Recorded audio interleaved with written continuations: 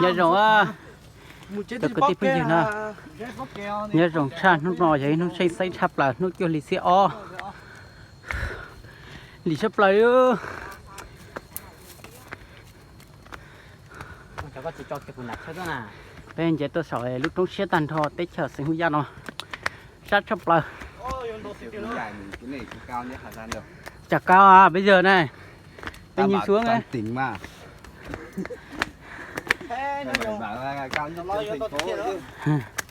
thì chả cao nhất thành phố. Ô.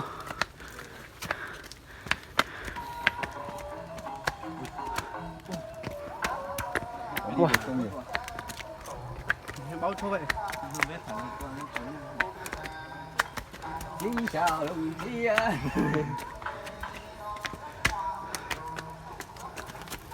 Nói rồi này nói muốn cho sao tiền nữa. Sát sắp lời rồi.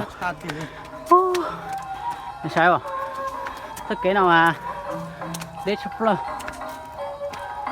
Cái gì là có nó cho xa xí. Bé tôi cho chỉ thiên đón nhà nữa.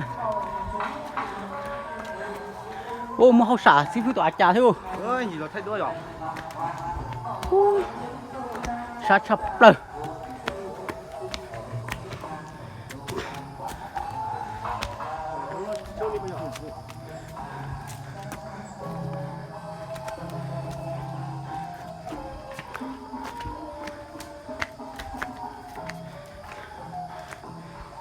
Nhà này nhà cúng mà. Người ta lên đây để thắp hương các thứ. Ừ.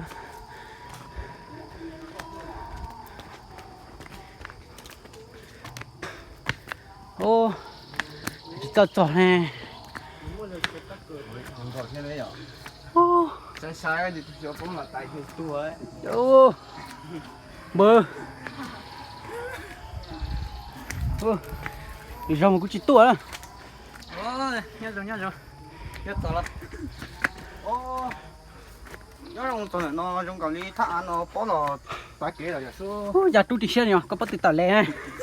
Thì chúng cho cái chào cũng cho cái sợi tôi có đom bèn đó.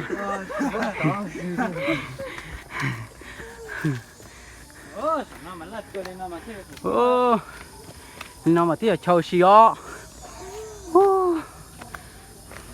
Ô, Rất rồi. ô, bên mình tung phải dễ xa. Ô, Cái chồng nó tung phải dễ không nó. nó mày ăn đánh thế cái lòng đánh thế thì giờ cho lỗ sao? Cái nó lên chơi chưa? Nó cũng vừa chơi tôi phỏ mà. Nè, ủa đúng bắn à? cái lòng đánh thế nó phải đâu rồi thế Ôi chơi tôi phỏ chơi yo. tôi còn đánh thế Ôi giờ mà. nhiều thế cho nó Thật cơ. Ô, lãng chỉ huy bây giờ. Bây giờ lãng chỉ huy rồi. Nó một tao sát nó xét thì trong chả cái phú nhiên thôi bé. Cho tao một xét to. Lấy một to nó. Ô, rồi là thằng đây chế sơ rồi. Ô, thì nó sẽ chế. Chúng mới là chỉ cho cá sấu. Ô, phải coi chế chúng mới được. Ô, tên nó chả phá sữa. Chả phá liếp lông sữa.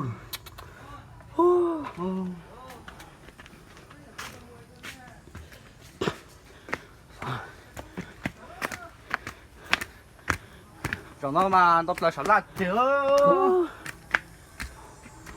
Ôi nên thằng bé một xét tao sát nó xét nữa mà. Thọ quá tôi cũng chỉ dùng tôi cũng dùng ấy à? Cứ làm một tí bây giờ. Hả? Cứ làm một tí để địch để bông được rồi. Nó có được chưa? Cứ là một chữ rồi.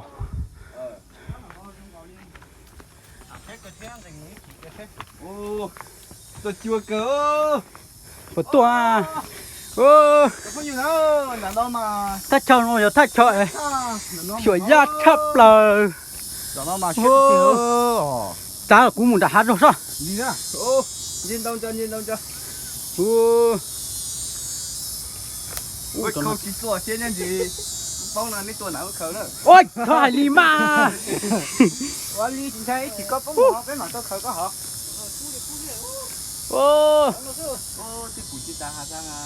li phủ rong cơ cú chỉ mua ô chết thế mua mà mua mua mà cú nhông à xoay nhông nhông à chỉ mua bé gạt gì cho nó để sập lỡ cú nhông chỉ muốn này đâu nó bé mua cú là hả cú thế rồi chua thế là chua nhưng mà như xét xa đấy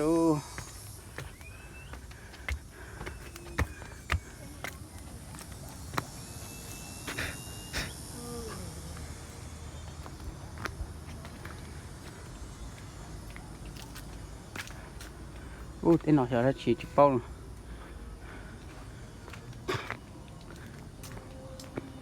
ô cú chập là bỏ chỉ mạnh nữa giang cho nó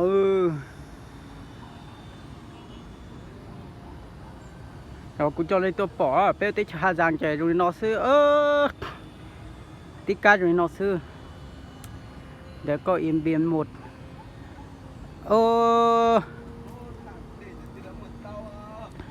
rồi hát giang rồi tí cá mẹ ấy tầm một nó sư đấy thành phố thật đấy nhỉ đu bé bữa ta bé chơi chế to từ nữa bé nó chơi cho bốn trà chị ạ đi cờ thế đấy sát thập lại gì số chạm không ôi ôi phim nó lót thập lại thế luôn chỉ thải thế à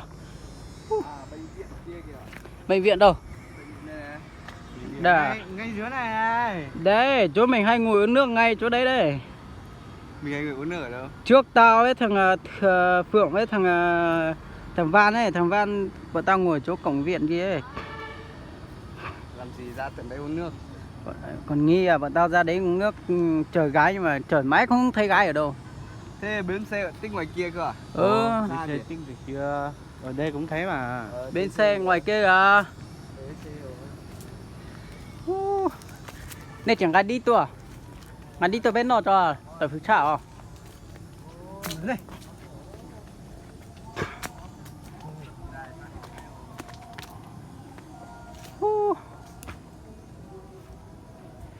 thì nó sẽ chụp phim nữa nói chạy cú chỉ thay là nó vừa chọn đào đó này bắt ra chậu để rồi thì cú cho tàu thằng con thằng tua nào các bạn đã thay đồ này sai nào